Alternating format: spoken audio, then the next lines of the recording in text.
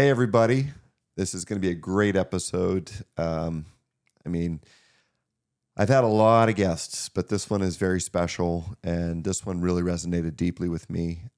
It's a very spiritual episode. It's the brother of one of my former guests and one of my very close friends. This is Father Rich Toohey. He is the pastor at Our Lady of Peace, which is the parish that myself, my wife, and our 3 boys belong to.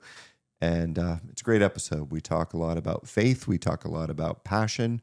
We talk about what we just enjoy doing in life outside of our kind of vocations and our families and things like that. So I hope you enjoy. It's a very unique but very special episode. We'll see you in a little bit.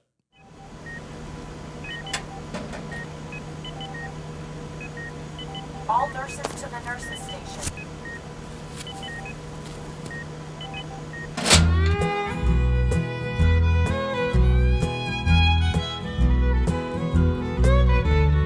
Lawless country people are real close family. Lately some of my kinfolk don't get around too good, you see. When that doctor asked them, son, how'd you get in this condition? They says, hey, Sawbones, I'm just carrying on an old family tradition. They wanna know, Doc, why do you think I got this pain in my joints from years of playing hard in this life that's too short? When that doctor asked me, son, how'd you get in this condition? I says, hey, Sawbones, I'm just carrying on an old family tradition. Yeah, yeah, yeah. Tell me all about it, Doc.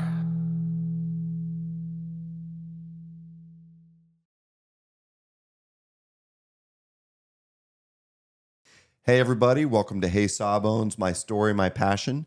I'm your host, Dr. Ryan Molley, orthopedic surgeon, cutter of bones, entrepreneur, businessman, but most importantly, loving husband and father of 3 young and busy boys. And tonight's episode, I've been looking forward to this one for quite some time. I have had quite a few different guests from the Erie area, from different professions. I've had physicians. I've had several attorneys. I think I've had more attorneys than physicians. I've had quite a few coaches. I've had business owners and bar owners and restaurateurs. But this one is very special to me. It's the first one where I've actually had someone, a priest. So without further ado, and it's also the first episode where I've actually had a relative of a previous guest. So without further ado, we have Father Rich Toohey. Yes. So hello, thank Ryan. you, Father Rich, for joining us today. And Thank you for the invitation. Yeah, it's great to be here. I was talking with Jim today. I was at the Gannon basketball game with the Toohey family and trying to get some dirt on you, and he was not divulging anything. Well, good. See, I owe him one. That's like a first. It's a first. I think he's tried to protect me. Usually, he'd be quick to throw me under the bus. Yeah, no, he was digging deep too. He's like, oh, there was that one time where ask him about, I'll have to do my Jim voice. Ask him about the time, how many kids did it take for him to beat me in the driveway at basketball? Oh, there you go. Because he was older than you. Yes. Yeah. So yeah. But, as we always start these out, I'd like to give our guests kind of a 30,000-foot view of who you are, where you're from, where you grew up, and just your general background. And then we'll get more into the details as we get into the question and answer session. Sure. Yeah. So I'm an Erie native, Erie, Pennsylvania, born and raised. Youngest of 6 siblings or 6 children. So 5 siblings, 4 girls and 1 boy. So blessed to have a big family. So I have 20 nieces and nephews. Wow. And then 5 great nieces and nephews. So definitely a blessing in the sense of giving me family life, recognizing in my vocation that I don't have that experience directly. So that's been a huge blessing.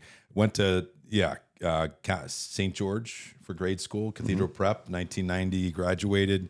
Went to the University of Notre Dame and got a business degree, but then a few years out of college, just continued to wrestle with that question of whether I felt called to something different. And so, yeah, I ended up entering the seminary at the age of 24, was ordained a priest at 29. I've been in the diocese. Now I'll be coming up on 23 years in September. Wow. And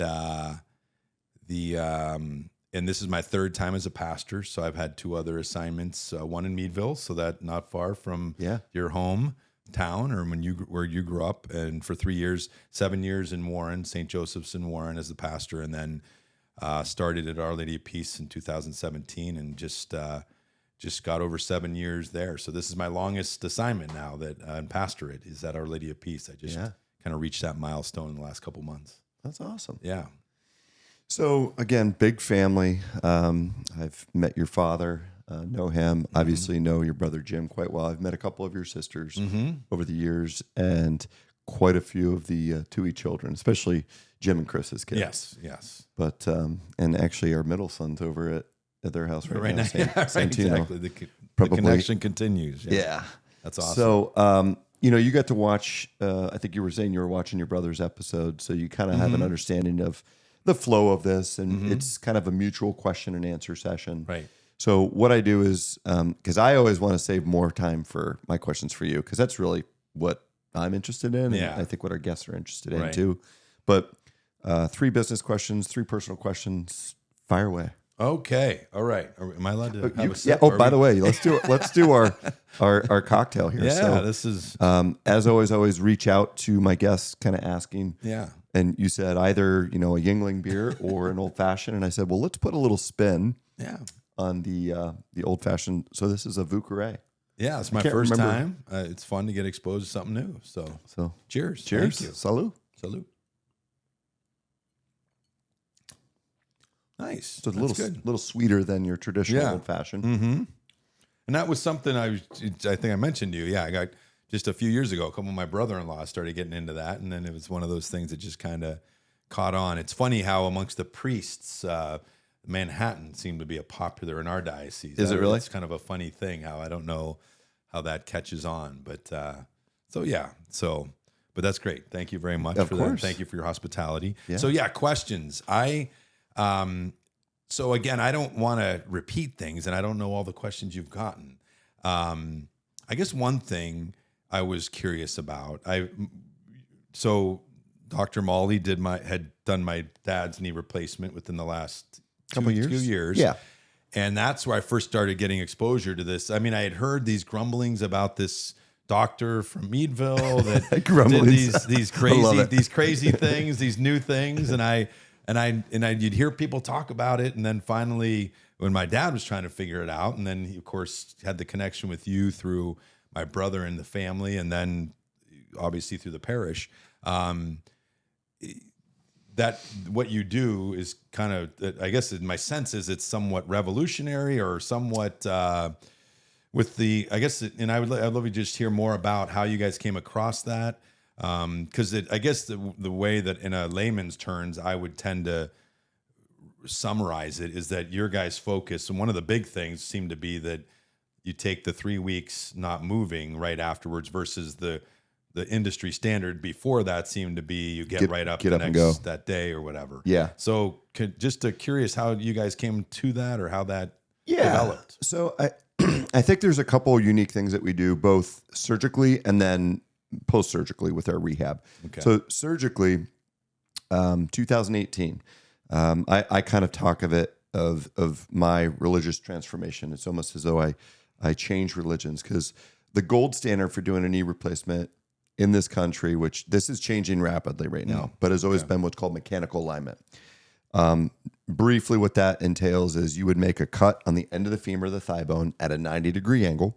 You would make a cut on the top of the tibia, the shin bone, at a 90-degree angle, regardless of what the patient's native angles were. Okay. And you would make and your goal would be to make their knee and their legs straight. Okay. And whether they were bow-legged or knock-kneed before. Surgeon Dr. Stephen Howell, who I've had the pleasure and honor of going out and meeting him on 2 different occasions in Lodi, California, not far from Sacramento, came up with this crazy concept of what's called kinematic alignment, which has kind of taken the world by storm over the past, I'd say, 5 to 10 years. I was a very early adopter in 2018. I remember the day. It was December 11th, 2018, my first trip out there. And about 6 months prior to that, I heard him speak, and I became very intrigued with this. So kinematic alignment, instead of making that just gestalt 90-degree cut on the end of the femur and top of the tibias, we would make whatever cut. We would resurface the femur and we would resurface the tibia. So if you had a 7-degree angle at the end of your femur, we would, in essence, put it back to 7 degrees. And if you had a 3-degree angle, say on the top of your tibia, we'd give you a 3-degree angle at the top of your tibia by essentially replacing exactly to maybe a 0.5 millimeter. Whatever we take out, we put back in. Okay. So if you were bow-legged before, you're going to be bow-legged after. If you're knock-knee before. Now, some people, as they get more arthritic, they get more and more bow-legged. And we're not looking to make them straight, but we're going to bring them back to where they were maybe when they were 25. The second thing that we do that's fairly unique, that really no other surgeons in this area are doing, that's the first thing, is the implant that we're using. It's called a medial pivot. So it's a ball and socket on the inside part of the knee, and it pivots and moves very much, if not almost exactly like a native knee. All of the other implants out on the market are more what we call just condylar, meaning that they flex and they extend, but they don't really rotate or pivot around the medial aspect, the inside aspect of the knee. Okay. So that's very unique because it has actually been shown to be the most quote unquote kinematically pleasing knee replacement that most closely replicates a normal native knee. The third thing that I just started doing, I'm always changing, even since your dad's surgery. Yeah. This is only 6 months old. We used to cut along the patellar tendon and up into the quadriceps tendon. And that was just your typical exposure. So 6 months ago, I said, I don't want to have to cut muscles or tendons anymore. So I started going underneath the quad tendon and the quad muscle, the VMO, and we slide it off to the side. So that helps with patients after surgery having less pain, being able to get up, do a straight leg raise much easier because you're not cutting the most powerful muscle of the quads, the VMO, and it allows them to go up and down stairs much easier. So that's the surgical side. The post-surgical side, which was what you were alluding to a little bit, is the concept of not getting people up and going to outpatient physical therapy right away and getting them back to life right away. And the best analogy I can say there is, if you had a big bruise, you wouldn't punch the bruise every morning. If you had a broken bone, you wouldn't use the broken bone right away. You would immobilize it, you would rest it, and it's the same thing. So when we do this surgery, even though it's minimally invasive and we're, I think, on to quite a few cool things to make it almost like a native knee, the tissues, it's still a massive trauma that we're doing to the skin and the muscles and the soft tissues, and they need time to recover. So it's not like we're doing nothing for 3 weeks, but we need to control the swelling. We need to control the inflammation. And when you do that, these knees move so much better. They have a lot less pain, and the patients just feel better. It's again, not like punching a bruise. So for 3 weeks, feet above your heart 80% of the time. And then we do physical therapy, but we delay it until the 4th week. Right. So that's kind of the secret sauce, so to speak. There you go. I'm trying to remember, what is the overall? Is there a comparative between the two as far as when people are walking, or do they tend to both have the same rate of kind of recovery, so to speak? Yeah, I mean, our patients are up, moving, walking, doing stairs within a couple hours after the operation, but it's limited. Yeah. Right? We just don't let them go try to conquer the world on day one. We let them get up every couple hours, walk around for maybe 10, 15 minutes to get their muscles moving. We tell them to bend their knee as far as they can several times a day. Yeah. So it's, again, we're not putting them in a cast. We're not saying don't move it at all. It's just don't punch the bruise, right? Just move it to comfort several times a day. But really trying to control that swelling and inflammation has been the key. Okay. Nice. Yeah. What else? Well, yes, on a more personal level. So about a couple of years ago, I think about 2 years ago now, we started trying to get some hoops going. Most of the churches I've been at, that would always be something I'd try to get involved in just to stay active. Yeah. And kind of appreciating that's the kind of go-to sport for me and the activity that I prefer if I'm able to do it. So we started playing, and it was probably a good 6-7 years since I'd played any really actively. And there's no doubt my body reacted differently. So I had gotten a little older, believe it or not. Yes, I was maybe in denial of that. So there's no doubt that I had some reactions, hip and knee. So you kind of, the one thing I joke about is, I used to be a little less patient, maybe a little judgment of some of the priests that wouldn't genuflect, when you're coming in and out of the church, right? Uh-huh. And maybe thinking they're taking, they're kind of using that too quickly as an excuse, just to bow and et cetera, and I say that mostly in jest. There might be a little bit of that, but so now I'm being humbled because now my genuflecting is becoming, so that kind of really got to a point where my genuflecting became an issue. Sure. So just kind of curious if you'd have any, thoughts or pointers on, how to address that, how to deal with that. And like I said, it kind of started affecting both my hips and my knees. And I guess the biggest question is it doing more trauma to continue to play through that? That's what I'm trying to figure out. Do you suck it up and just say, oh, this is good, it's good for me overall, and this is just part of or is that really doing damage that I should, possibly not do, find other ways to exercise because that's going to expedite, deterioration? Sure. So I keep it pretty simple with stuff like this. Yeah.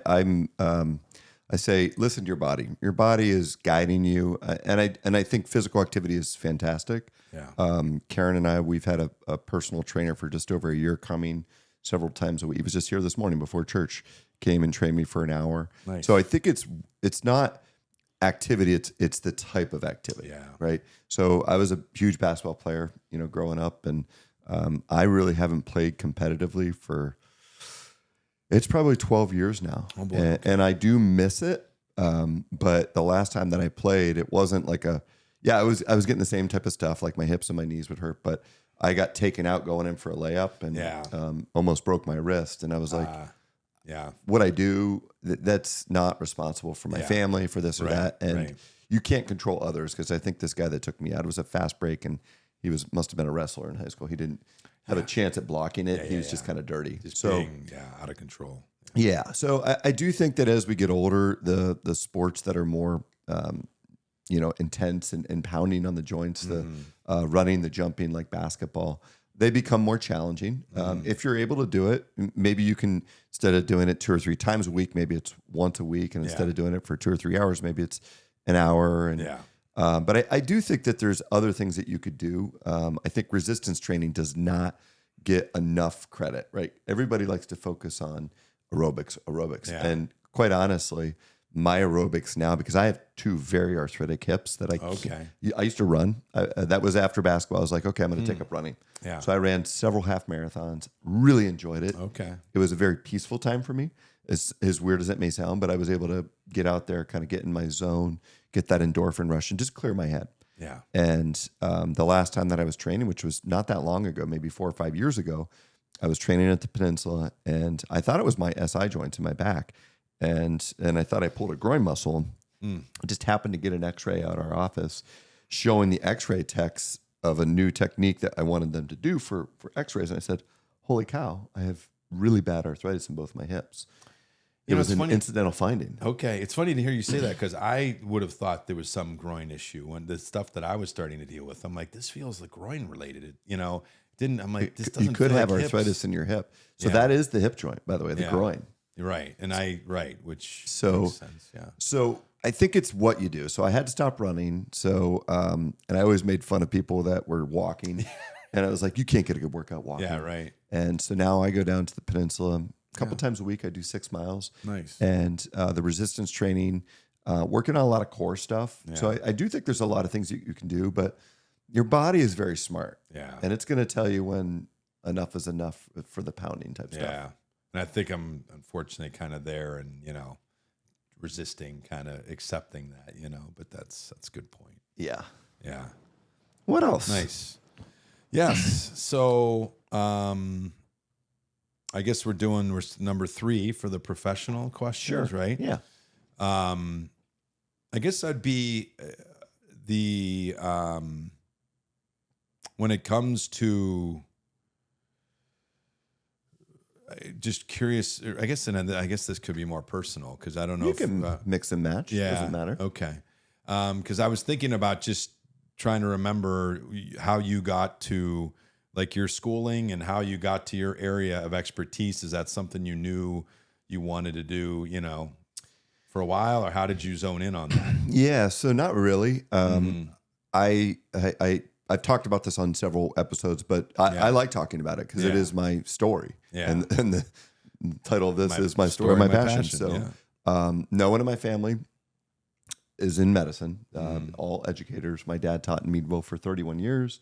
Right. 3 older sisters. I'm the baby like you. They're all teachers.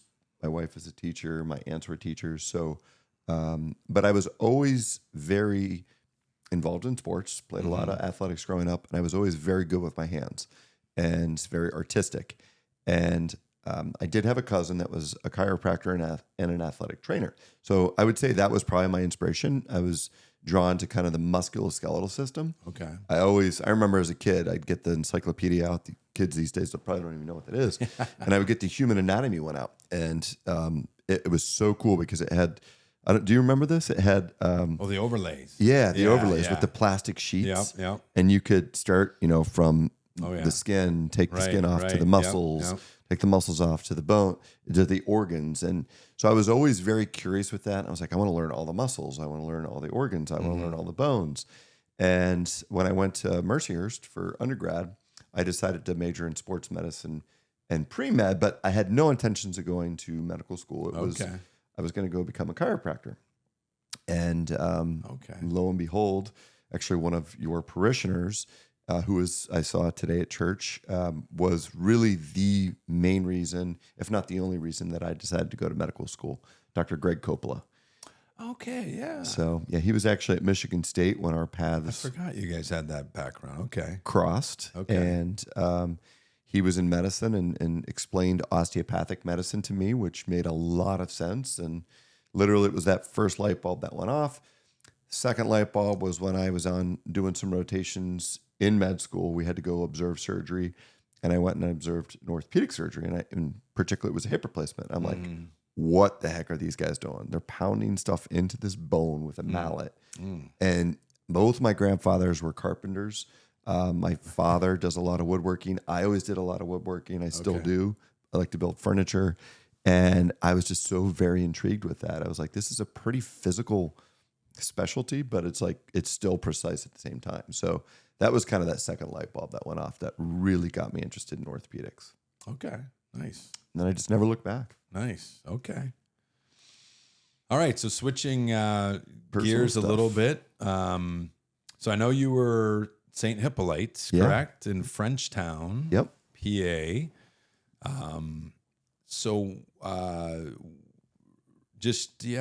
What was your kind of memories of growing up at St. Hippolyte's, or any like a highlight, or kind of just a overview of your experience of, the parish there and your experience of just your church? Yeah. So St. Hippolyte's holds a very, very special place in my heart. My grandparents went there. My parents started going there. All 4 of our children in our family were baptized there, raised there. And it's a very historic church, built back in the 1800s, brick exterior. Jay, if you could put a photo of St. Hippolyte's here, maybe the exterior, I can get you some beautiful interior ones too. Have you been inside? I have. Okay. They did a renovation, right? Yeah, they did. Yeah. So after, I don't remember exactly when it was. I can get that data, but as a kid, it was more kind of the traditional right. And they Catholic church, and then they modernized it. They took all the pews out, modernized it a bit, but did a beautiful job. The one thing they did not touch was the woodwork, and they didn't touch the stars on the ceiling, which was a very unique thing about St. Hippolyte's. Yeah. Anybody that goes in there, they always talk about the stars on the ceiling. And they're in the midst of renovating all of the stained glass windows right now. So it's a 2-year project. Oh boy. To kind of go through, because all the wood is rotting, so they're replacing that, but they're preserving the glass because they're beautiful. Yeah. So, I was always very involved. My father and my mother were in the choir growing up.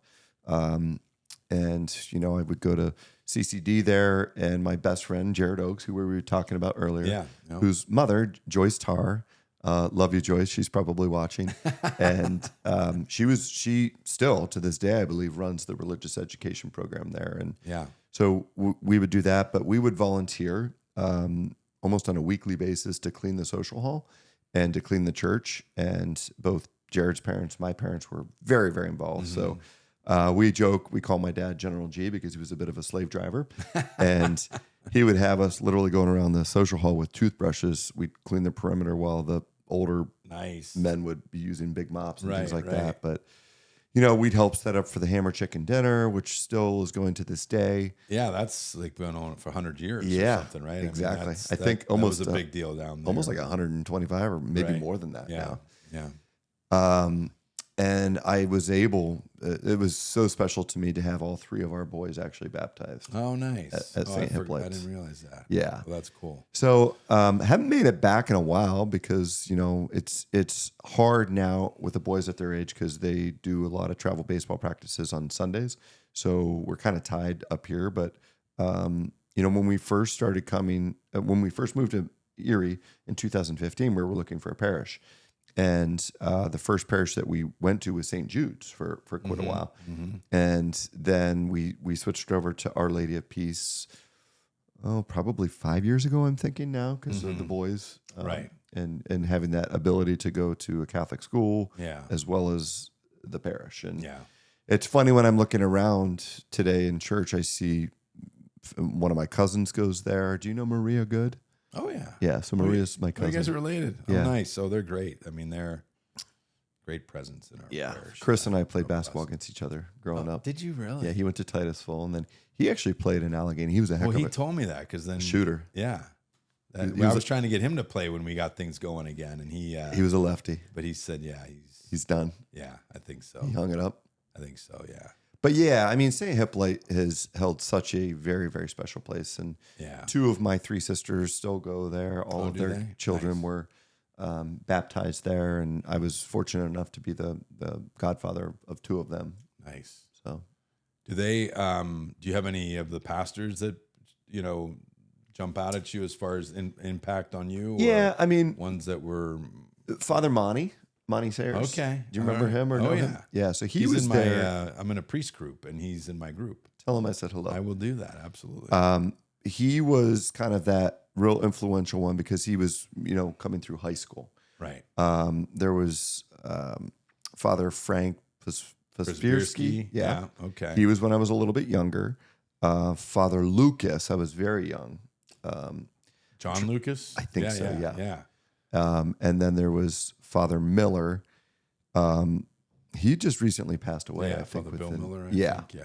Yeah. Funny story, real quick there. He wasn't the nicest of priests. No. And there was an episode where it was, I think Pentecost was the next week, and he was like, "Okay, everybody, make sure that you wear your red next week for Pentecost." And there was a gentleman there that would always wear, every Pentecost, he'd wear these red, like polyester leisure pants, but bright red. Okay. So I leaned over to Jared. I said, I'm not going to mention his name. I was like, do you think he's going to wear the red leisure?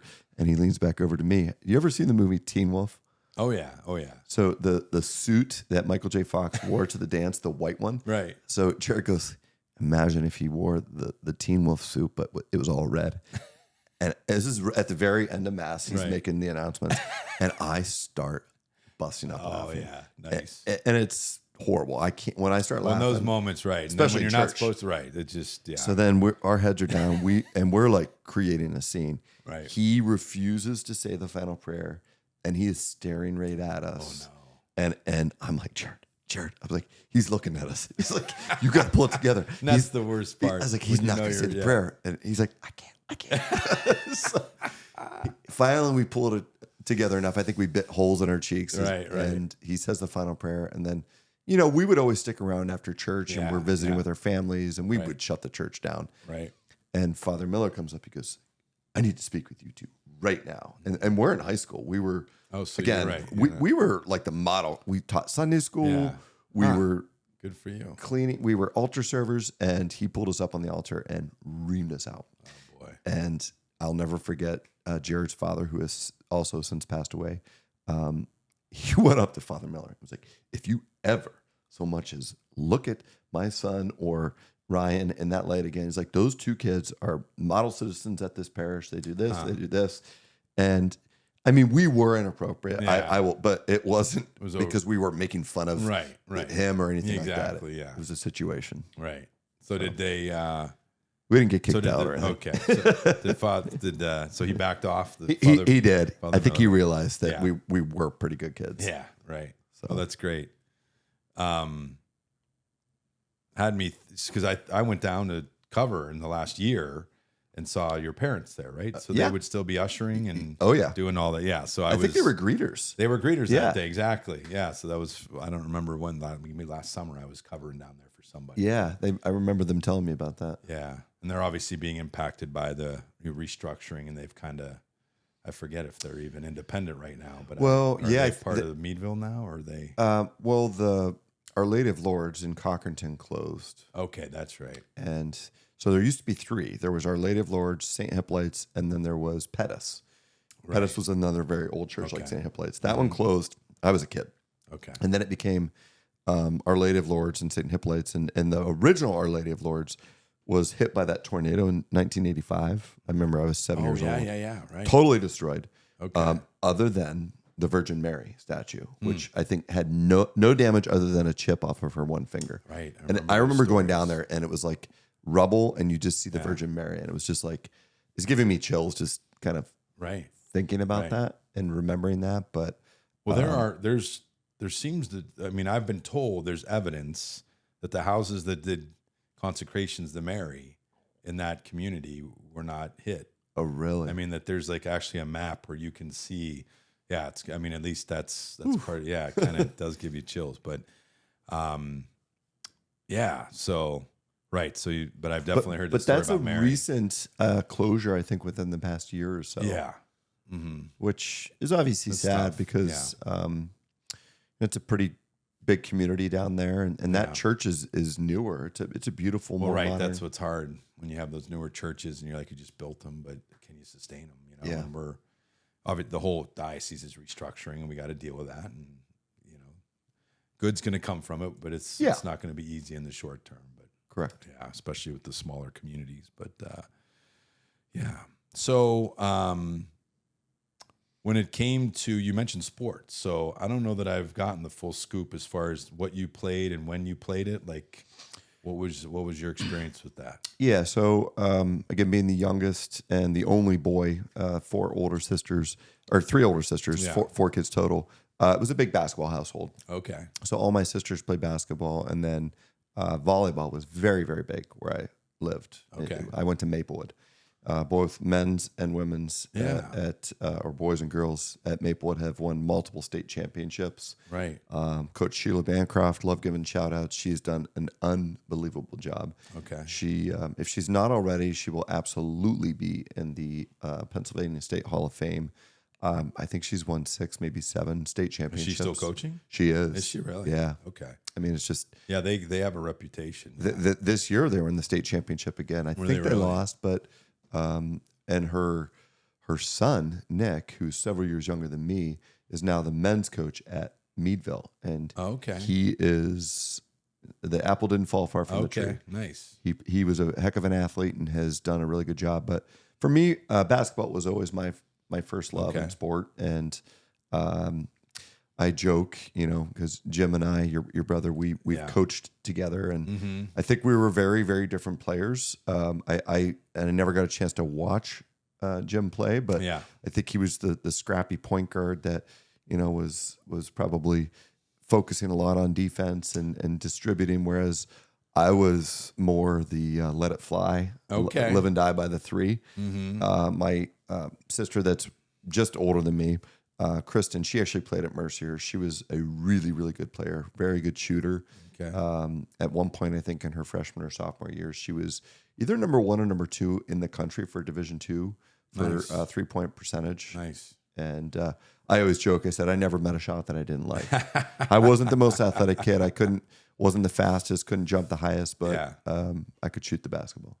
And you played all through high school? I did. Middle school, high school? Yeah. Yep. Didn't play in college. Again, wasn't fast enough. But I played intramurals, had a lot of fun doing that. And even if I was talented enough to play in college, I don't know if I would have been able just with my major. Because as an athletic trainer, we had an obligation each athletic season to be the trainer for a team. Right. And that wasn't just sitting on the sidelines filling up water bottles. We were giving treatment to these athletes for their injuries and taping ankles and this and that, an hour before every practice and then an hour after every practice. And then we had to travel with the teams. Right. In addition to all of our academics too. Yeah. And then I played a lot of 3-on-3s throughout the summers. And, Keith Neese was one of my recent guests on here. Oh, was he really? Yeah. Okay. And there was an episode up at Family First Sports Park where we actually played against each other. And I think you mentioned that. You talked about that in gyms because I you had did. the game of your life before that, I right? did, yeah, against Julian Blanks and the other prep boys. Yeah, and then RJ Fiorelli, who Brian, his older brother, was my neighborhood. Yeah, we Jim grew mentioned up that. together. Yeah, so yeah, just caught fire in that game, and then reality sunk in, and Keith and his crew shut us down the next game. Yeah. But yeah, that's great. So, but now I really enjoy watching. This is the first year. Not the first year, but I've always enjoyed going to games. I cannot tell you how many basketball games I've gone to this year. It's, between the boys' games, all three played this past year for MYAA, and then Tino played in a McDowell league on Sundays, which was very competitive. They won the championship. I coached that one. Nice. And then I'm a Mercier's guy, but I'm sorry, I fell in love with Gannon basketball this year, and Coach Jordan Fee, the job that he did. Yeah. Congratulations. They won the PSAC today. Yeah. I was at both games yesterday, the semifinal games and today's championship game. And for the men's and women's. Well, the women's was out of town. They won the PSAC. Oh, today you went too. to right. They did. Yes. But okay, that's right. So yesterday, Lock Haven and Cal played in the first game, and then Millersville played Gannon in the second game. And then today it was Cal versus Gannon in the championship game. So nice. Yeah, so I'm a basketball buff. I got the bug early and love watching it. Which I appreciate your jersey. Yeah, by the way, as I told you, I want people to kind of understand this. I said to Jim, I was like, "Who does Father Rich really like in terms of teams?" And he goes, "Well, the Sixers." He goes, particularly the Dr. J 1982 NBA championship team. And I was like, "Well, I have a lot of jerseys, but I don't have a Sixers Dr. J, but this is a Dr. J Nets." Yes, the old, I think, ABA when he played there Yeah. and had the big fro. Big afro. Yeah. Yep. With the stars down the side. Appreciate here, the shout out for the you. shout out. That's awesome. Yeah. It took me when I first saw Ryan, I was trying to figure out what's he wearing there, right? 32 of the Nets. I'm trying to, and I actually figured it out. So I was kind of proud of myself. Yeah, for that. because he was number 6, right? Right, With 6 for Sixers? the Sixers all the years. Yeah, but 32 back in those days. So that's great. So I think you got one more. One more personal? Yeah. One more and then personal. we'll turn the tables and have some And fun. I don't know how much to. I was kind of curious because I remember when I was in the seminary, and I'm always watching movies to try to see what kind of message they're bringing about, and if they can bring in the spiritual, the religious. Obviously I'm a little biased there, but it's curious to see what kind of perspective they're trying to, bring about. And it was a movie called City of Angels, and Meg Ryan, Nicolas Cage. Yeah. And I remember I actually went and saw it in Rome. They had an English-speaking, and it was kind of an indulgence. It was just I didn't get to go to many movies, so I'm like, we'll go check this out. And early on, she's kind of dealing with, she's a doctor, and she's dealing with like coming to terms with her limitations because she loses a patient, and like she's supposed to be the best doctor in the world, and like, or whatever it is, however they set it up, and she should be able to save everybody, and there should never. So kind of coming to terms with that reality of things beyond your control, how much you can affect and impact, but knowing kind of that other level of spirituality, faith, religion. I guess I was just curious if that is And I guess in the academic world and in the medical world, like, does that create a challenge for you when it comes to the spiritual, religious perspective? Were there challenges through the academic level? Has that ever been something you've felt like, because of your faith that you've been treated differently, or has that ever been an impact on any of those levels? I guess just throwing that out there. Definitely has been an impact. It's been a long, challenging, difficult journey. Obviously, it's a lot of schooling. Yeah. But, medicine is a science, but it's also an art. And I'm a very spiritual person, and I'm not afraid to say that to my patients at all. And I actually really appreciate it when my patients ask if I would pray with them before surgery. Oh, that's awesome. And believe it or not, just a couple weeks ago, you don't want to cross the line and maybe offend people, but right.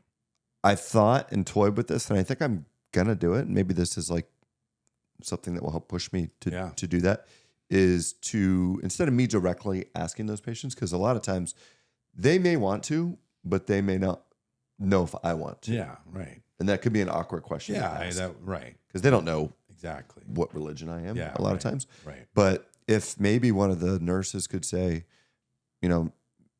almost just like a segue, like, Dr. Molly just wants to know that if you're open and want to pray before the operation, that Dr. Molly is completely open to that. I don't know any other physicians that do that. Let's do it.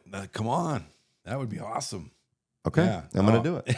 Honestly. Well, that's perfect. Because, right, you throw it out there. You let them know that you're open to it. It's funny because in the Amazing Parish, this leadership model that we're trying to adopt at Our Lady of Peace, it's a national movement in the Catholic Church. But one of the big things they just talk about is just that, asking people what you can pray for them, and then getting to the point where you are comfortable actually praying for them right then. You know, and that just can be such a powerful connection.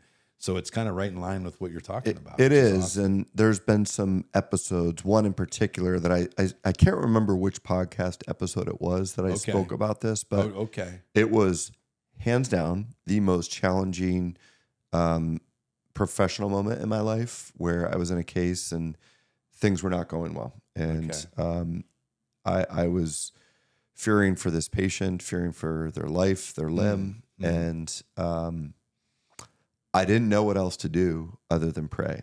And there was just a moment where I just stopped for about 2 or 3 minutes. So you were like in the middle of a surgery? Yeah. Oh my goodness. And I was waiting for one of the nurses to get something that I needed for the case, because the patient was open. Yeah. And I said, you know what? This is all I can think of to do.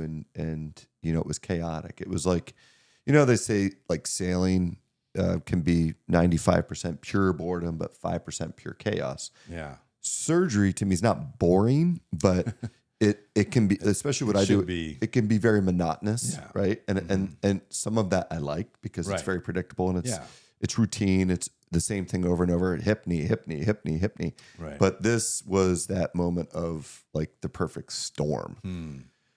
This patient was older and it wasn't going well. And I truly 100% believe that God and the power of prayer got me through that moment, got that patient through that moment. This patient is doing great. He's almost a year out now from surgery. So this was relatively recently. God. Nice. And it was, I remember coming home because I didn't know I had to transfer him to a higher level acuity hospital. And after the operation, and I had to go talk to the family. And that was a very, very challenging conversation. The only more challenging, and I've never had a patient die in the operating room, thank God. Right. But when I was an intern or resident, you'd have to pronounce someone dead, and you'd have to tell the family. That was always very challenging. But fortunately, what I do, I don't have to do that very often or ever. Right. But this was, I felt almost as equally as hard.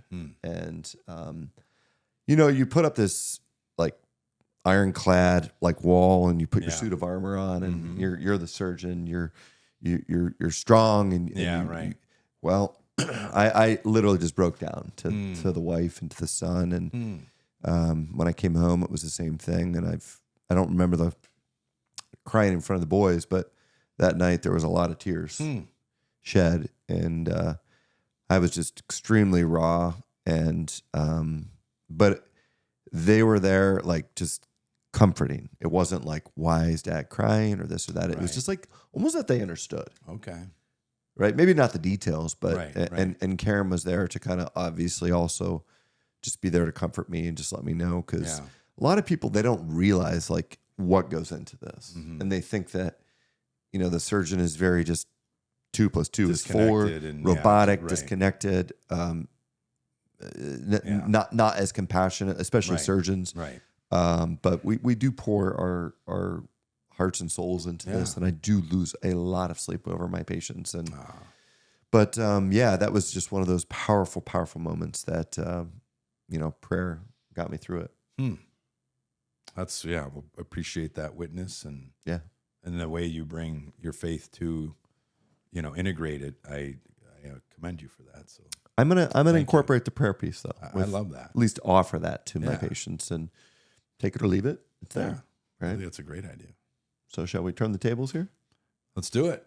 Okay, so I was thinking today when I was in church and listening to your homily and just trying to think of some appropriate questions for you. And Yeah. the first question that always comes to me, and I think I asked your brother this probably off the record a couple times. Like, when did you know? Yeah. Because you went to Notre Dame, right. right? And you had a business degree Right. from Yeah. there. Yeah. And there was a little gap afterwards. But was there a moment? Was there a point earlier on in your life that you considered it? But Right. when did you know that the priesthood was for you? Yeah, it's a great question. And for everyone, I think it's different. I didn't have that kind of epiphany moment. It was a gradual process for me.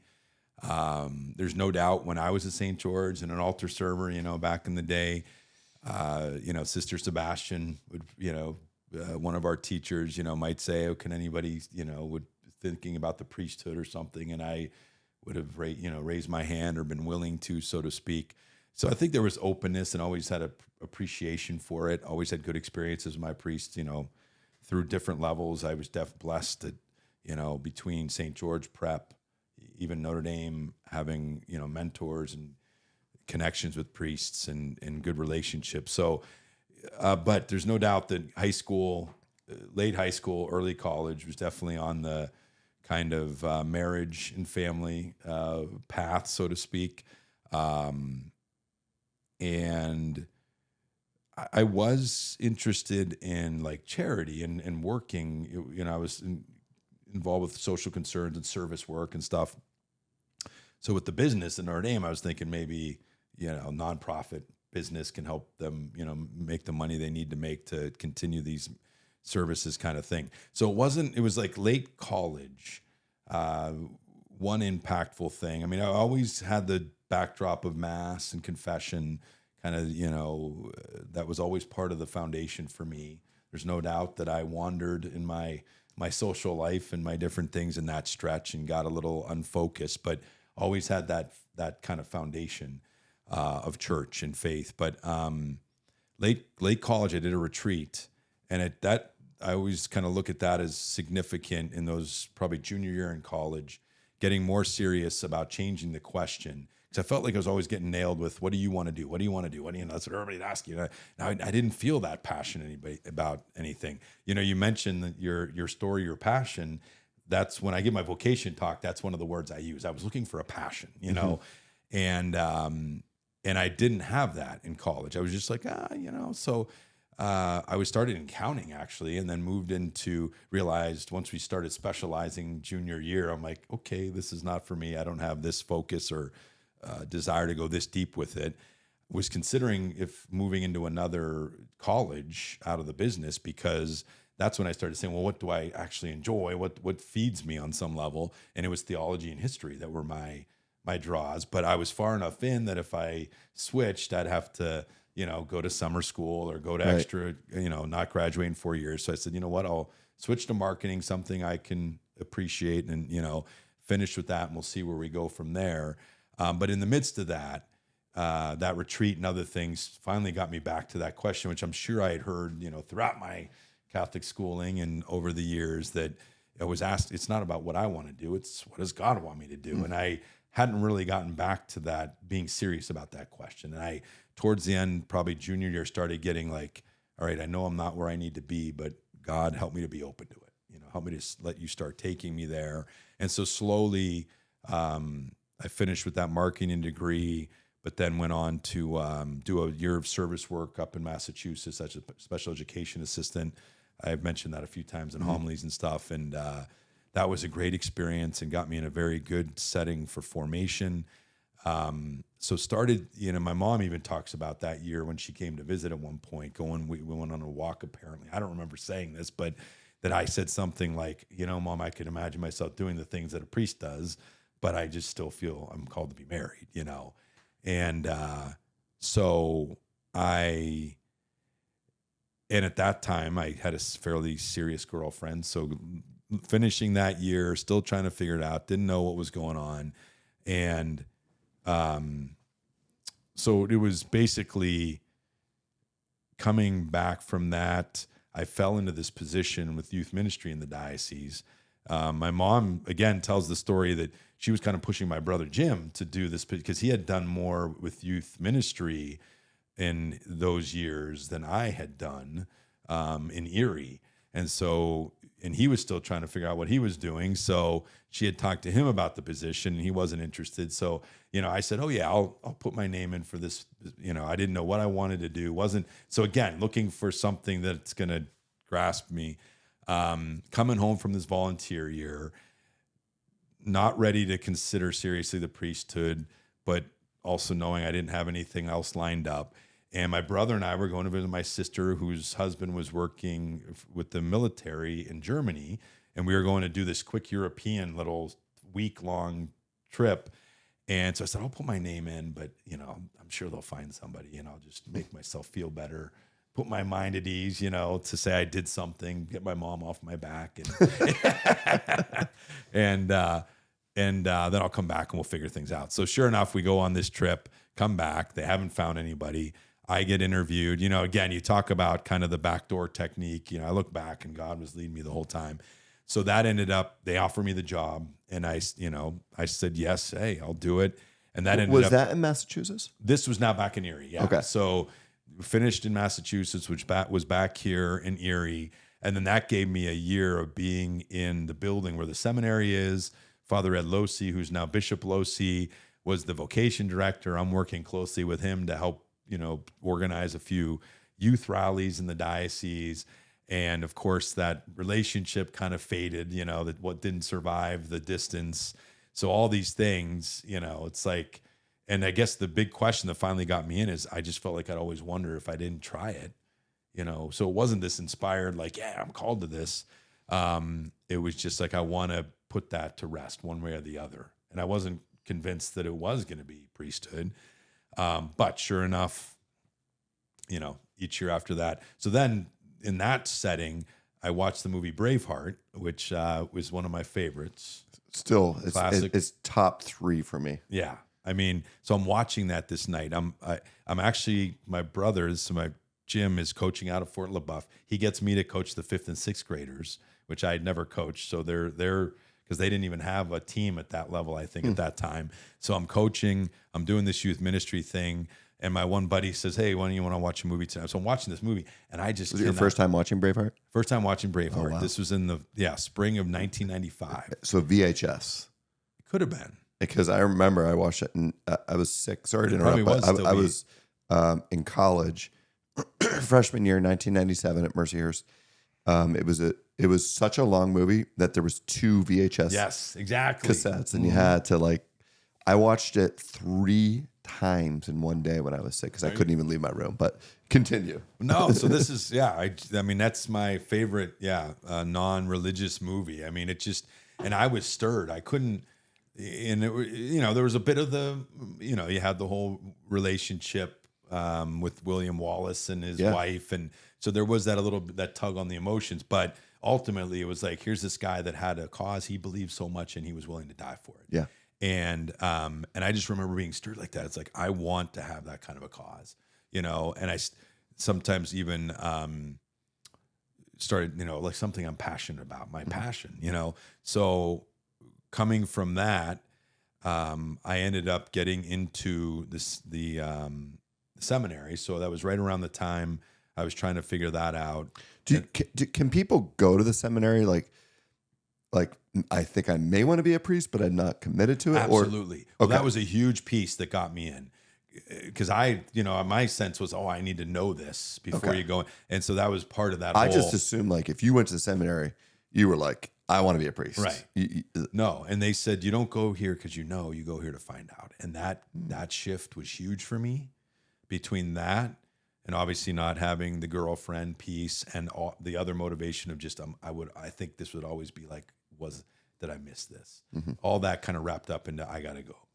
And it was like, I wanted to go deeper in my religion, my spiritual life, but I didn't have the discipline on my own or the setting to really get on it. So I was like, this is going to be a win-win regardless of what happens. If I go and have this experience and I learn and I grow and I figure it out, it's going to be a win-win if I figure out I'm not called to it or if I am. So that kind of got me in. Well, then that first year doing locally at St. Mark's Seminary, going again, and I go to a retreat, a silent retreat, first silent retreat I've ever was going to be on. It was the winter break for like January of that year. And I just remember the final piece. I kind of felt like I was kind of proud of myself. I'm like, man, I really embraced this. I've been working at it. I stayed pretty disciplined. It was the final night and I just was kind of ready. I'm like, I'm ready to be home. Like I'm done. And sure enough, it was there. Somehow I ended up in a chapel and they gave us something to meditate on. And all of a sudden, somehow looking at the crucifix, of course, we call it the Passion of Christ. And of course, Mel Gibson would do that later. And I just remember seeing, thinking like, that's the passion. Like, Jesus had a cause he believed so much in that he was willing to die for it, and I'm his cause, I'm his passion. And I remember just having a moment there, like, Jesus, I want you to be my passion. I'm not there, but I want that. I help me get there. And so and then later on, I find out he makes a movie called The Passion of the Christ. So I joke that he stole my idea, but I'm trying to get royalties on that, but it still hasn't happened. So all that was kind of part of that. So year by year, I just slowly became more and more convicted. Like, this is what God's calling me to. So it was a slow process, a long way to answer your question, but yes, but it took time. It's a beautiful process. Yeah. Yeah. So it was a really blessing, took time, but I just got to that point at the end where there was no doubt in my mind. Was there, I'm not going to stick to the number of questions because there's so many, right? Yeah. Did you have anybody in your family that was a priest? Because I know that your mom and your dad have always been very spiritual and religious. So you had that influence like I did growing up, but did you have an uncle or an aunt that was a nut? Yeah, funny you should mention that. So my mom came from and my parents, yes, very blessed. That was all part of our family life. Like, we went to church, so that was certainly part of my formation. My mom, her mother, my grandmother on that side, Grandma Benecki, was one of 12 Katowskis. And she had 3 sisters who were nuns, Felicians up in like Buffalo, south of Buffalo. And so they were always a presence and a positive presence. My dad, actually, his mom converted to Catholicism in like the 70s. So he in her side of the family had multiple pastors, Protestant pastors, Methodists. Okay. So there was a good presence of that on some level, but not, not the Catholic expression. Yeah. There's no doubt that was a part of us, but no direct priest, that I knew in the family. It was more mentors that just through what I was going to schools and churches, I got exposure to. So this is a pretty personal question, but it's a professional question too, right? So, you take the vow of celibacy when you become a priest, and you mentioned how you had a pretty serious girlfriend when you were kind of like in this phase of reflecting and trying to figure out what you wanted to do with your life, and you you were seeking out your passion before you kind of knew. How? Because to me, my wife is Greek Orthodox. The Greek priests are able to be married, right? And I get it. The Catholic faith, it's never been, at least to my common knowledge, allowed.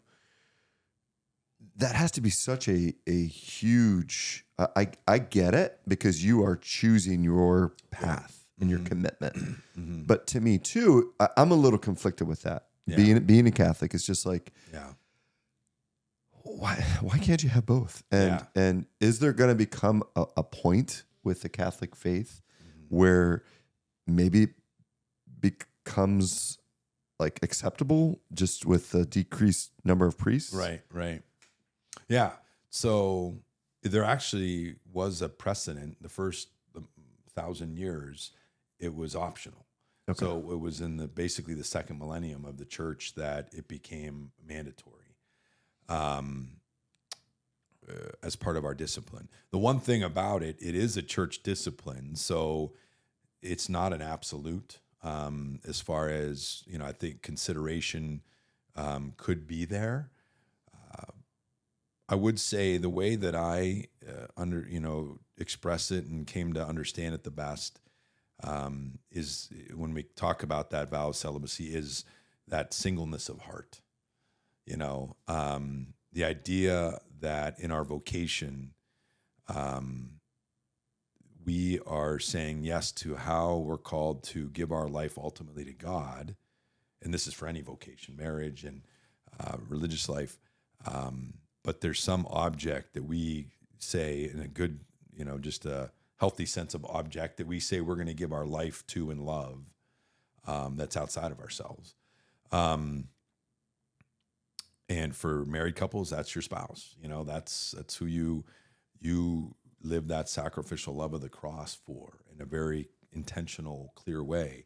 And for priests, it's the church. We kind of take on that same relationship as Christ to the church, that kind of the bride, So the idea there is, if I give myself wholly to my bride, the church, does that create a split heart, a divided heart, if I try to give myself fully to my spouse, my wife, my, another person?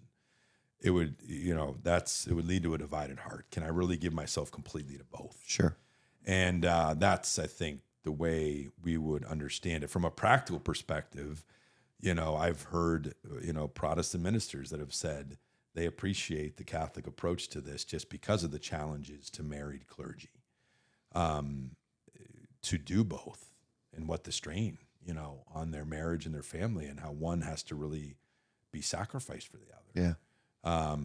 So from that perspective, and it would be interesting if you would see more, more people, more men respond if there could be marriage. I think you're also seeing those, leadership crisis and vocation crisis in these denominations that have marriage. We're seeing a vocation crisis in general. Just young people aren't getting married. It's not just. Yeah, they're not getting married. We're not getting people, so kind of that commitment. It's that fear of commitment or whatever it is that more of a trend now. So I don't know that we would see, major shifts if we did it. And I am, I think that singleness of heart is something that resonates with me quite a bit. Yeah. I've never really purely heard it that way. Yeah. Or thought of it that way, but it's hard, right? Yeah. Being married and being a father and the struggles there. So I can't imagine with what you must give to Christ and to the church to be not conflicted, but to be divided with, being pulled in two different directions. That would be extremely challenging. Yeah. So I appreciate it. I agree with it. So I think it's the right approach for us to have, as much as it is challenging. So. What, I'm sure there's, just like any vocation, any passion, there's highs, there's lows. What have been some of the most beautiful highs that you've experienced in the priesthood? I have to say, I mean, there's certainly the more kind of out of the ordinary response. I think I mentioned to you that I've been blessed to lead a lot of pilgrimages, and so being able to bring other people to have these experiences, is a real blessing. I think particularly to the Holy Land. It's hard to top that in the sense of being the place where Jesus walked and the Bible comes alive. But it's surprising that I'm surprised that this is where I arrived, but one of the most beautiful sacred moments that you get to be a part of, just really amazingly and undeservedly, is the moment of death, and to be with people as they're preparing for this transition from this life to the next, and the openness that people have, the way that people open up their lives and hearts to you in that time, in a way that you're like, who am I that just because you have that role that you have, people invite you in, and that goes across the board, but certainly in that moment, uniquely, and just to be able to,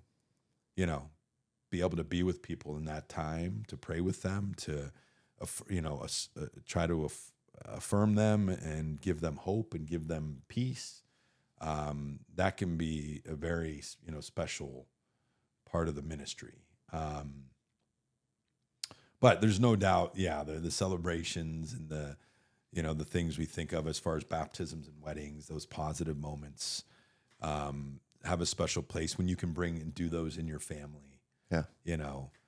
Being able to do on my first anniversary of my ordination, Jim and Chris got married in Chicago. So being able to, be part of their wedding, and Did you marry them? So I preached, but Father Larry Richards, who my brother Jim was very close to, he was the main celebrant. I preached. We kind of double teamed it. Yeah. So where did they get married at? The cathedral, the main cathedral there in Chicago. Yeah. So, so those, being able to be a part of those kind of moments with your family, to bring kind of the spiritual and the familial together, is always a blessing. Working with people that are converting to the faith and just are on fire for it, or just being part of. But yeah, there's just so many witnesses of faith that you get to be a part of. And again, the way that people just invite you into their lives is just really remarkable. So I think that would be a starting point. I mean, you could keep going. But how about the opposite end? Because I'm sure, just like, again, any vocation, I know there was times in my training where I was like, is this right for me? Yeah. Am I right for this? Yeah. And you have that self-doubt where you're, I remember very vividly, there was a moment where I went to my residency director. I was like, I'm done. I'm done. I'm quitting. I'm not good enough for this. I'm not smart enough for this. I can't hack this. And I look back and I talked to multiple other residents and my program director at the time, and he said, you'd be surprised how many times that happens to a lot of residents that come through. And, you hit that low, and it's usually pretty early when you're getting beat down, because the residency is very militant. There's a hierarchy. But did you ever have that moment where, after you had committed and known that this is your passion, this is what you wanted to do, where you were like, am I doing the right thing? Is this really what I want to do? Right. Yeah, there's no doubt that, I've never had a major crisis with that. I've been very blessed, in that regard. But there's no doubt you have those moments of doubt, especially, early on. I think part of it, even in the seminary, but then even with early ordination, is just dealing with the imperfection of your bride. The church is not perfect. Humanity, it's made up of broken human beings, and just kind of coming to terms with that, which, and not having this unrealistic kind of, which is the tendency with the younger priests, and you're coming through and you have it's that youthful idealism, and, you have maybe a little bit of the rose-colored glasses. So you got to come to terms with that. And so there's no doubt early on kind of seeing that, like, okay, just some of whatever that might be, just maybe the uninspired, situations in parishes or some different, priests that you might not do things the way you would do them, et cetera, and kind of needing to work through that. One particular assignment that was a challenge to me, which was really humbling for me, was being assigned to Cathedral Prep, my alma mater. I'm 2 years into ordination, and just making the transition to teaching and that day-to-day experience, like just coming to terms with like, I don't think this is what I'm called to, Right. So does this affect the, the vocation, or is this just an assignment issue? And thankfully the bishop at the time was very good to work with, and we kind of figured it out. But, that definitely was something Was that Michael Murphy, or was that? This was Troutman. So Okay, Murphy, after. Yeah, interesting. Murphy confirmed me. I don't know. Did he? No, I think No, Troutman Troutman confirmed you. me. Okay. Right. Yeah. But so he was still around, Bishop Murphy, but he was retired at that point. But yeah, that was definitely a challenging assignment, and just kind of working through that, and just kind of, okay, is this something I'm called to? And also not wanting to, kind of having that stubbornness of like, I should, this is something I should be able to do. This should be, I think people thought it would fit right up my alley, because I'm, an alumnus and all that. And so just kind of having to come to terms with that was a challenge within the first 5 years of my priesthood. Well, you're open and honest with it, right? Yeah. And this is a thing too that I think is so beautiful is, and I'm guilty of this. Like you think of a priest, and you sometimes forget that you are a human being. Right. Right. Yeah. And we start to think that maybe you don't have the same feelings that we have. And Right. I was at a Curcio retreat.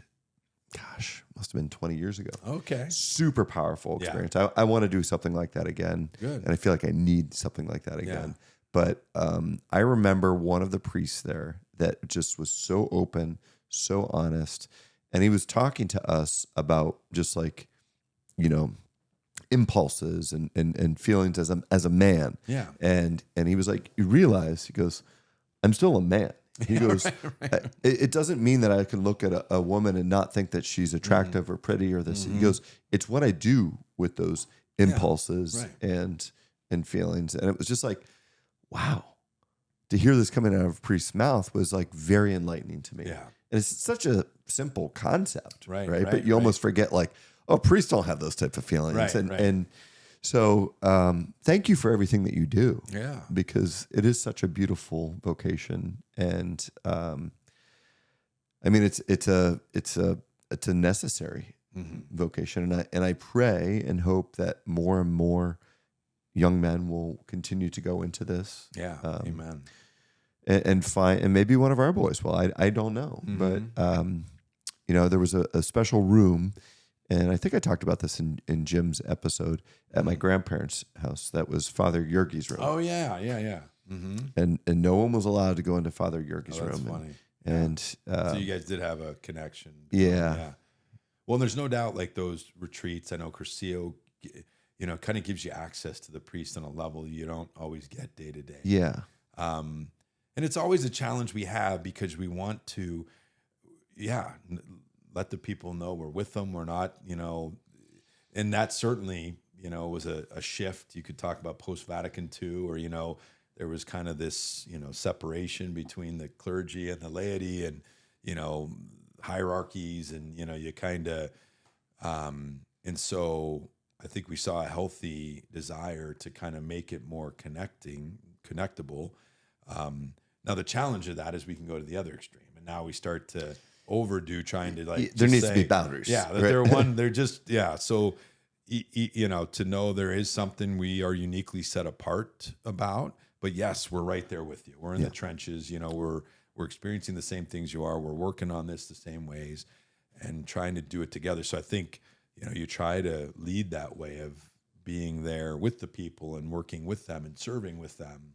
And being able to connect and having conversations like this, but yet, also knowing that, there's a uniqueness to our part of the role of the church, So do you have, a relationship between your parishioners, they come to you and they seek counsel, they seek reconciliation. Right. Do priests, not just you personally, but priests in general, do they have like, I don't know if hierarchy is the word, or is it like a friend that is also a priest that they may go to for counsel? Or Right. is there like a system in place by the church that if you're struggling with something that you would go to this person, or Right. can it be of your choosing? Yeah, good question. So on a more personal level, we're pushed strongly to have a spiritual director, and that's somebody. It's called internal forum. So that's not somebody that you're going to be worried about that it's going to affect your. You're really trying to be completely transparent with them. In the seminary, you have somebody that's like called the external forum that's going to kind of help continue to walk through and just be your connection with the hierarchy. And probably the clearest version of that once you're ordained is a mentor. They do assign you a mentor that tends to work on different levels depending on how motivated the people involved. But they do try to assign you somebody that can kind of just be somebody you could turn to, ask questions. Obviously they expect a lot of that to be happening with the pastors that you're working with, which again can have varying forms of effectiveness or levels of effectiveness. And then we do have a vicar for clergy, Father Nick Rao, who's now the Vicar General as well. That is somebody we could turn to if we have issues or things we want to, bring to somebody. I actually have a priest group. It's kind of a fraternity, international fraternal group that's called Jesus Caritas. I got exposure to it in the seminary, and really that's always been something that's resonated with me, is kind of being in small community with others. And so then when I got back to the diocese and found out we had some active groups here, so I've been a part of the same group and Father Monty Sayers is in it actually. There's 7 of us for probably 20 years. Oh, wow. And we get together once a month. That's come awesome. together for prayer. Do you rotate, like where you guys meet? Yeah, we take turns hosting, and they're actually coming to OLP this Friday. So nice. We do a holy hour, kind of break open the Word, do some sharing over scripture, meditation. Please tell them I said hello. Yeah, I definitely will. Yeah. And then we do like fact sharing, like they call it the fact, but you kind of something that you've been dealing with, and then where do you find Christ in this? Keep it spiritual, not just have it become a gripe session, Sure. But so that's been a huge impact for me, and a huge way for me to just kind of stay connected and not get isolated. Yeah. Yeah. So personal stuff. Okay. I see you two. You do, yeah. I was wondering if you'd catch that. And I went to see you two with your brother. Oh, I don't think I know. Remember that. So where'd you guys go? Cleveland. Okay. At the Brown Stadium. Okay. This was the Joshua Tree tour. Oh, right. Probably 4 years ago. 2017. I went to Was see it it in Pittsburgh. that long ago? I think it was 17 or 18. Okay, yeah. That's longer than I thought. No, it was the 40th anniversary, and Joshua Tree was 1987. So it was 2017. Wow. It was the 40th anniversary. And yeah, they did the whole album. 7 years ago, 6. I'm going to say 6.5, but yeah, it was fantastic. And so outside of your calling, your vocation, what is it that you really enjoy doing? Yeah. So, and that's always obviously trying to, even in the seminary, being encouraged, like that human element of just formation and finding those things that feed you. So yeah, certainly U2's been. I've actually kind of had a kick recently, because once I missed their 360 tour. I don't know if you remember that tour. It came out in like the late 2009 maybe. Okay. And they were saying it could be one of their last tours, and I went to Pittsburgh and I missed it. And I'm like, okay, if U2 ever goes on a tour again, I'm getting there, because I hadn't been there since like 92. I went in college to Chicago. Oh, wow. It was the Zoo tour, I think, or something like that. So I've been to quite 3 or 4 since then. But I actually, my indulgence, we had to keep this low profile, but I actually went to the Sphere. They were doing Achtung Baby, which came out when I was in college. Okay. At the Sphere in Vegas.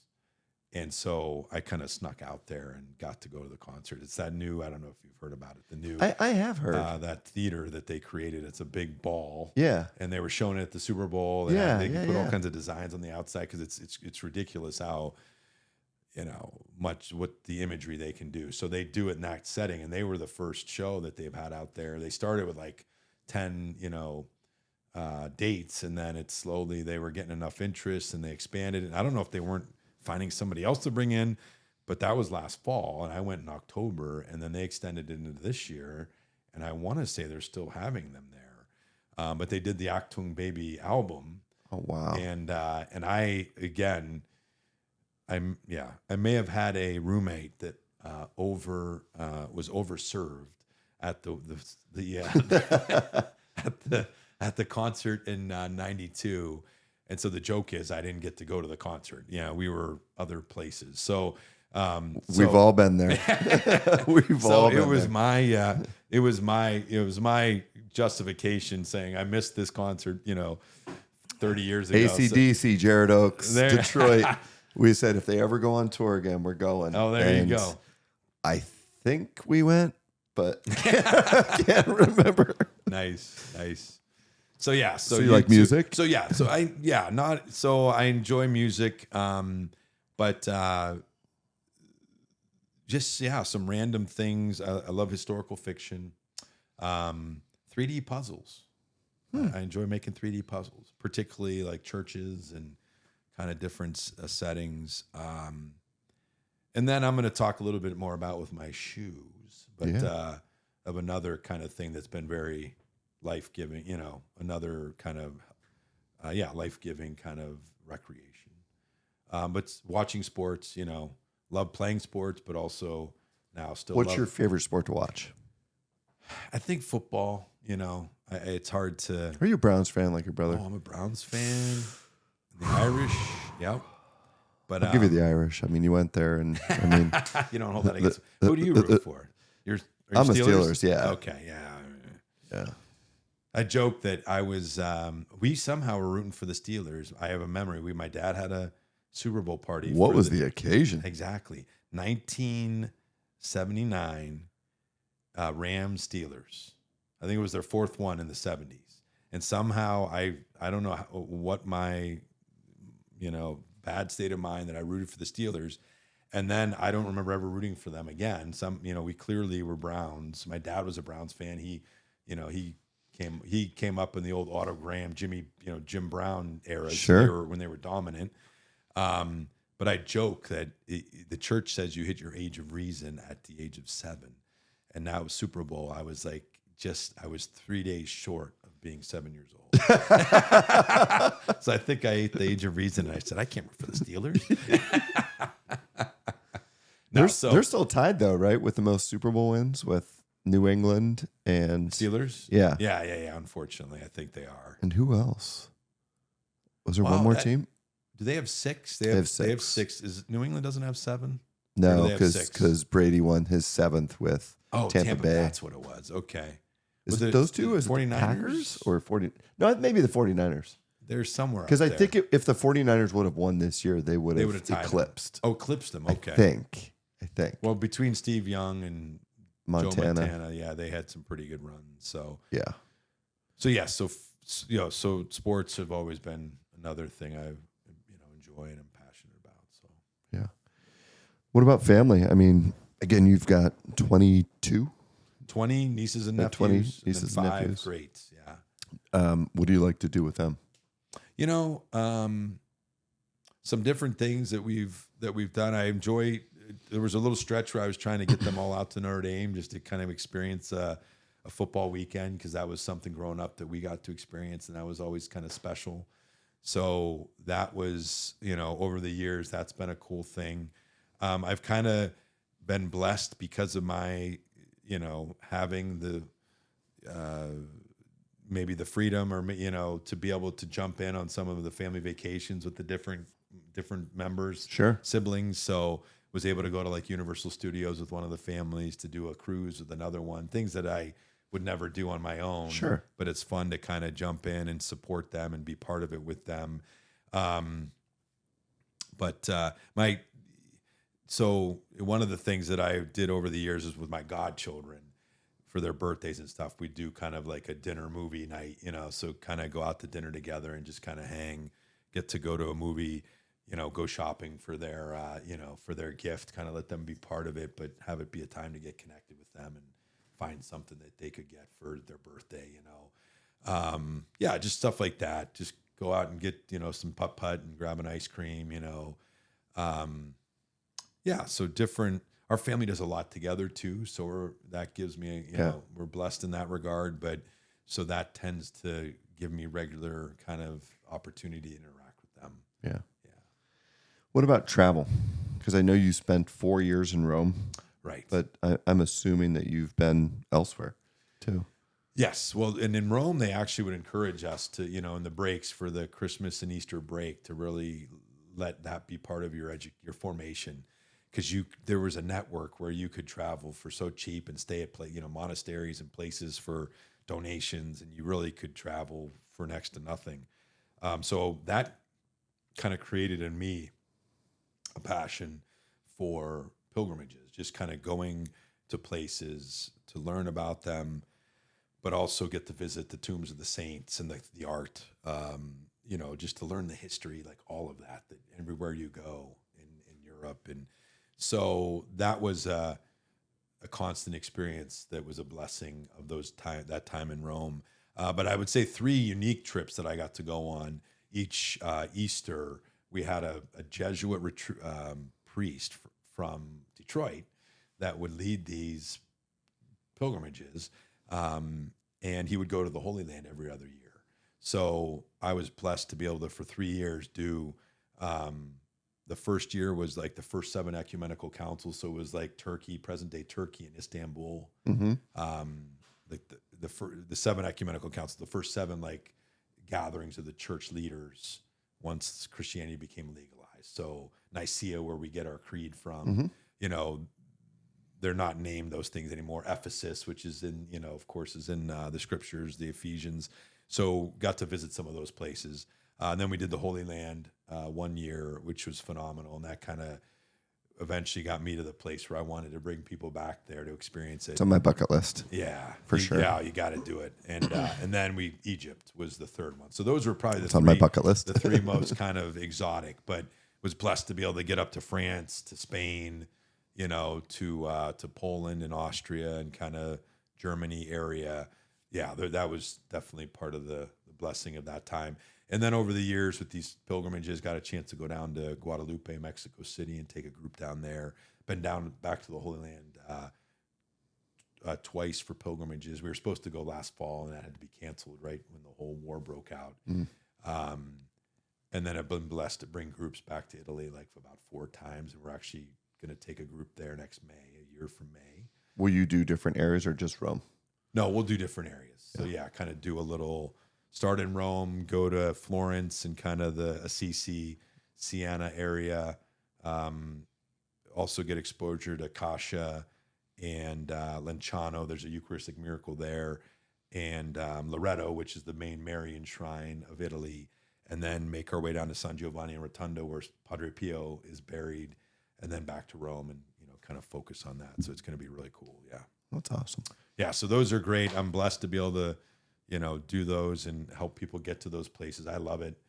Early on, I just realized, not all priests really enjoy taking a group of 40 people and having to kind of shepherd them in those environments. And it's something I've always just been drawn to. So I kind of said, hey, I want it's going to be a regular part of my ministry. Sure. In addition to obviously the work at the parish. So, yeah. So I think this is a great segue. I mean, we always get into the 7th inning Sawbones shoe stretch. Yeah. And for all the guests out there, you've watched the episodes, that I'm a bit of a shoeaholic, and I've got my own personal issues with my Jordan collection, but what do we have here, Father Rich? It's not pretty. And I was trying to think if I should have cleaned these up a little bit, but then it felt like this was kind of giving you a taste of it.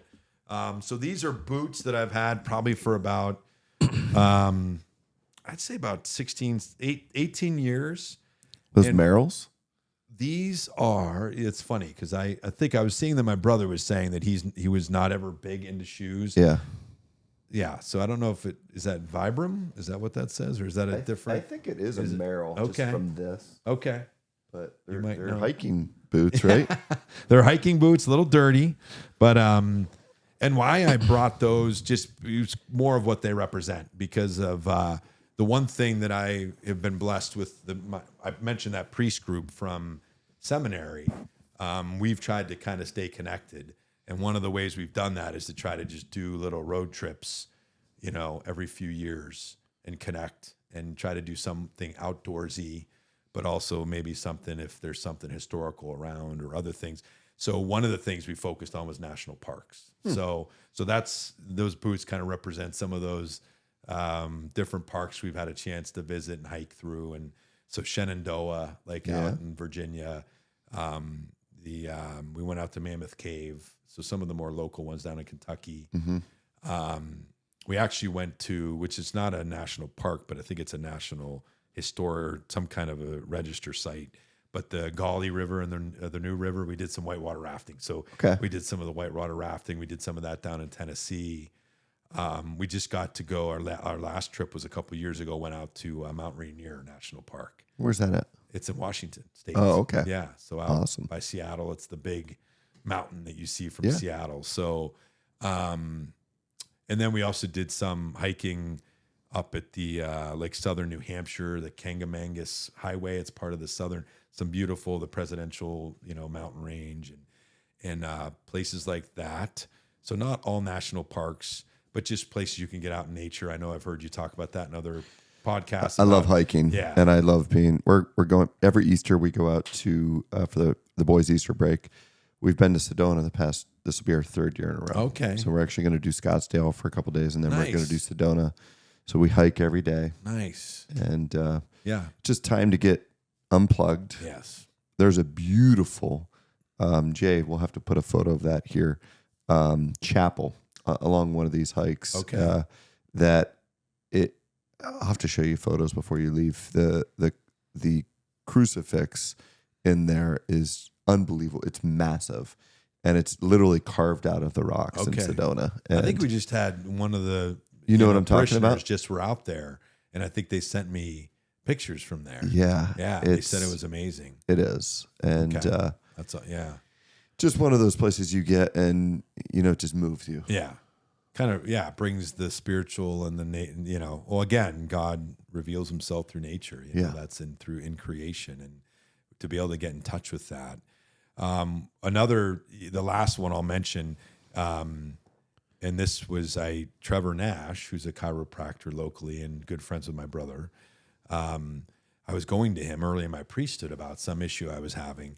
And we were just talking about doing these, I was telling him how went to several of these places, and he loved the outdoors. And so next thing you know, we're putting together this trip to go to one of the 14ers out in Colorado. They have those, the 14,000 foot, they're a range, it's kind of a grouping that they identify different mountains at.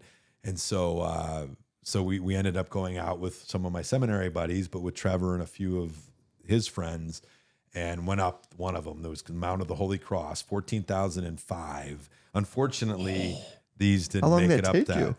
Well, you're starting from 10,000. We were in Vail, so you're just doing it. So we did a one night overnight, but it was kind of funny because we were talking about doing mass up on the mountain and bringing our mass kit, and Trevor he couldn't wait to do that. He thought that was the coolest idea. So at one point, we were kind of we're like, our packs were a little too heavy, and we needed to kind of, you didn't take the mask kit out, did you? Well, we were like, that's what we said. We were like, we don't need the mask kit. And Trevor's like, no, we're taking the mask kit. And so he insisted, he's like, I'll carry your pack if we're taking the mask kit and you're doing it up there. So we did the mass up there, and it was very cool. Wow. Yeah. So those are kind of cool, obviously, moments. But that was, not necessarily a national park, but it was a cool experience of kind of bringing that all together. Yeah. Fantastic. Yeah.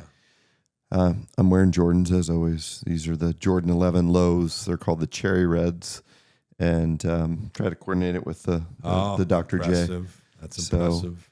But I think it's time to do the real fun part, which is the Sawbones challenge. Did you see that part of? I don't think I saw that part. Yeah, you kind of turned it off too early. I did. So what's the Sawbones? Sawbones challenge is where we go do something kind of competitive. If the weather prohibited or permitted, we would do it outside on the basketball court. But Oh my goodness. as you saw in the basement, we do have some basketball stuff. So generally what we've done is we've played pig or something like that. Okay. But I think it'd be more appropriate if we played a game similar to pig, but if we called it OLP. I think it would. Absolutely. So you ready to play some Let's OLP? do it. Let's Okay, go. so stay tuned. We're going to do OLP, and we'll be right back. Ladies and gentlemen, welcome to the main event. Instead of playing pig, we're going to play OLP.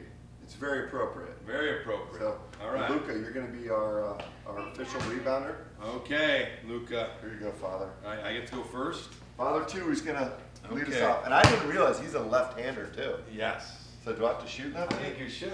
That would be hard if I had to shoot. All right, so I just want to. Okay, we're gonna try. Luke, should I give it to him? Oh no! What's he gonna do? We're going Kareem. We're going Kareem. This boy. always puts the guest down. What do you have Through to the do? doorway. Oh, Whatever. Irving? Yeah, Julius. Julius Erie. Are we allowed to shoot wherever? Does Oh, you can shoot whatever. He's a ringer, Lou. Oh. Oh. Oh. All right, I gotta try to think of something creative. Well, I think I'm gonna do the bank shot. I'm gonna do the bank. Can we call the bank? Yeah? All right. Oh, that was awful. All right, should we do some Kobe? Little turnaround Kobe. Ooh. So you played all 4 years in high school? I did. Yeah. So I was a did lead you play like a forward? I was a shooting guard. Or you were shooting guard? Okay. I was a shooting guard. Two guard. Ah! So how tall were you back in those days? So I grew about 2 inches in college. Okay. Did you call the bank? I didn't call No. it. I did not call it. I was, hey, whatever you need to do. Whatever. Oh, he responds. 0-0, Lou. Okay. Let's see. I gotta find his weakness. I'm not good at that. That's a tough one. Wait, what if I made you shoot? Yeah, you can. Can you do that? Yep. So your feet have to be behind the board. Oh, nice. And lefty. I'll be a late joiner. Hey! I've never seen this shot. I've seen a lot of shots in this basement. Oh! He responds, lefty. Maybe you should. Soft touch. Maybe you missed your calling. Home court there. advantage. Maybe you missed your calling. What's the score? It's 0-0. Oh, to nothing. But Father Rich is on I'm up. Oh, nothing. a streak right here. You got it. He's responding to the call. All right, I'm gonna try another bank shot. I'm gonna call the bank this time. Ah! All right. I need the hook. I need to get the Kareem hook. If I Kareem join, Book. if I get a letter for free, I'll get a letter. Oh, ouch! See? Kareem. You okay? Yeah, we're good. We got an injury. We have an injury. Never Has there mind. ever been a injury, No, no injury disqualifications. disqualifications or anything? No. Okay. Trying to think. Blocked by the corner of the wall All there. right. Yeah, that was my stout defense. I'm going Felt like behind that was the my couch. chance. He had made 3. Oh my, he's going deep. What do you guys think? Yeah. I'm gonna kneel. See, if you go, this actually helps to go lower, because then you don't have to worry about the ceiling. Oh, Tuck. And actually go hit your elbow. trying it again. Must be his go-to. So am I supposed to do that right-handed? No, you can. I guess if you can turn that way left-handed, it's gonna be awkward. Is he a lefty? I didn't call it right though. So He is a lefty. So I'm supposed. You want me to just do one of these? yeah. Okay. I have to do the fake, like the Ryan Molly fake. Yeah. Oh, 0-0. Here we go. gonna spin. Back to the middle. Now he's starting to hit his groove. So is that like it's not a turnaround jumper in the air? It's just more like Just boom, pivot. boom. Yep. Okay. So.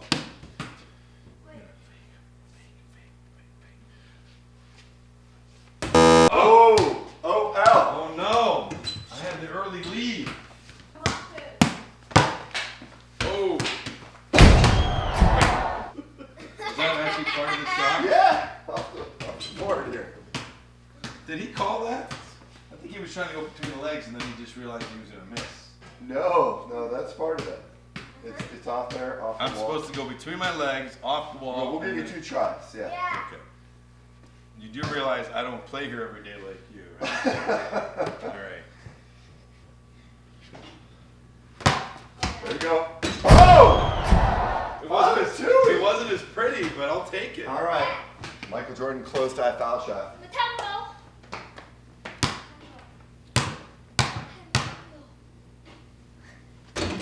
Oh, I was close. So we're gonna do the lean. I've gotten cold. All right, we're doing the lean on the couch. Okay. Lay down. Oh. Okay, we're gonna do the little short shot. One hand. Could be downfall. Oh, well each. Oh, well each. Open the door for him, Tina. With the little Bad. back against the wall here. Oh, this could be an I eliminator. think this could be it. Is this your first time losing? No. I haven't lost yet. Yes. Oh! First time in history. He just did that because he's being nice. Father Toohey. First time. Sawbones challenge. There he is. He Yeah. wins it. Woo! OLP. All right. Good job. Go Crusaders. So we're done with our Sawbones challenge, and I just want to thank you for taking time out of your Sunday evening to come and record this. And every single time I do this, and I've said this to most of my guests, if not all, but also to like my family, like this podcast has become one of the most enjoyable things that I've done in the past 15 years, because it allows me to sit down with people and really connect on a one-to-one basis, which I feel like I'm better at that than in big group settings, and getting to know people better, and from different walks of life, from different vocations. And this is the first time I've had this much time to sit down with a priest, and I just truly, truly value the time that you've taken tonight to do that with me. So. Yeah, thank you, Ryan. No, this has been a blessing for me, and yeah, very excited when I got the invitation. I'm really glad it worked out. And like you said, yeah, these are the connections that really develop relationships that make, whether it's a parish community or our civil community, that really make communities what they are. And just to have a chance to be able to, go deeper in our relationship. So thank you for that. And For sure. Yeah. Have you been on a podcast before? no. Mm-mm. So, because I know Prep does one, the Rambler. I wouldn't be surprised if you're going Okay. to be a guest on that. I know Yeah. Bill Spiros was one of my first guests on this, and he was a guest on the Rambler. Okay. But Nice. so one thing I always ask my guests is like, okay, in 5 to 10 years, where do you see yourself? So where do you Okay. see yourself in 5 to Interesting. 10 years? Yeah. Well, we know, all things, if they continue to go along where my assignment is, I did get reassigned for 6 years last year to OLP.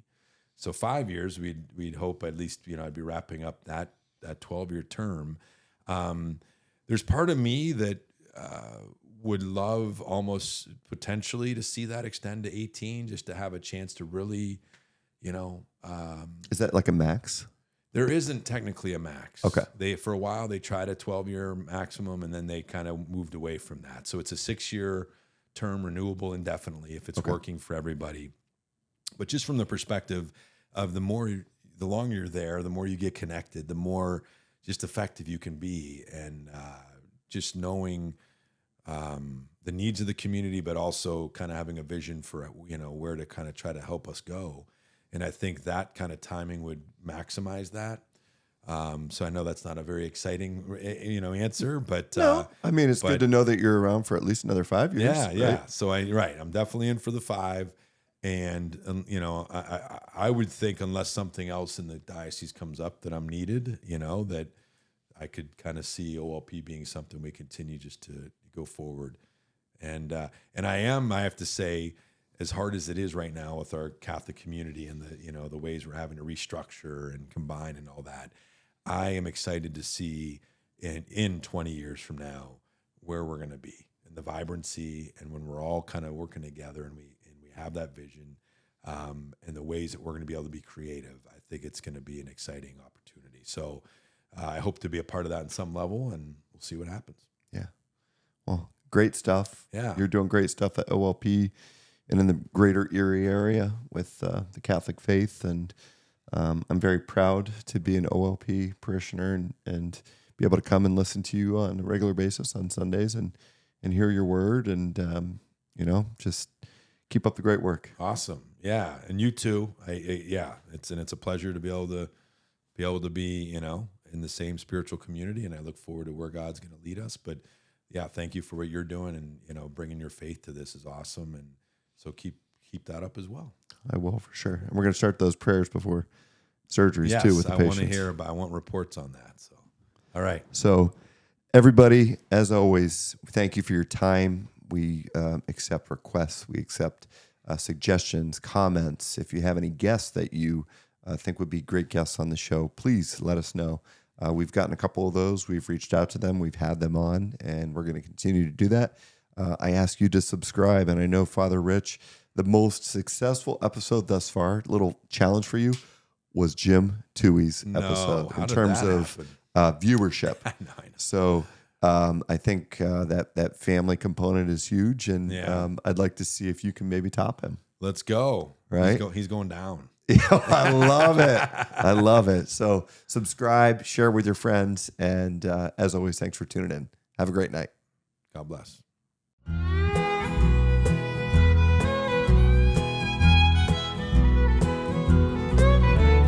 Well, I have loved some fishing in the outdoors where I'm free.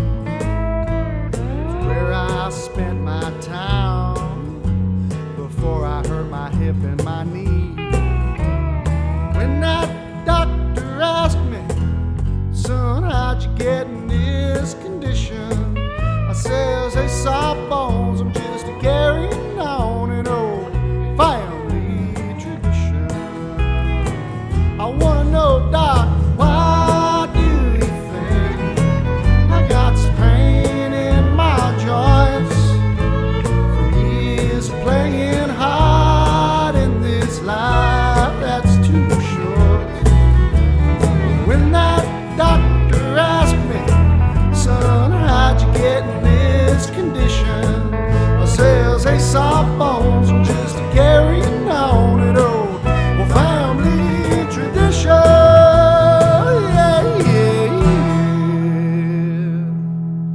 Tell me all about it, Doc. As a disclaimer, this podcast is for general informational purposes only and does not constitute the practice of medicine, nursing, or other professional healthcare services, including the giving of medical advice. No doctor-patient relationship is formed. The use of this information and the materials linked to this podcast is at the user's own risk. The content on this podcast is not intended to be a substitute for professional medical advice, diagnosis, or treatment. Users should not disregard or delay in obtaining medical advice from any medical condition they have, and they should seek the assistance of their healthcare professional from any such conditions.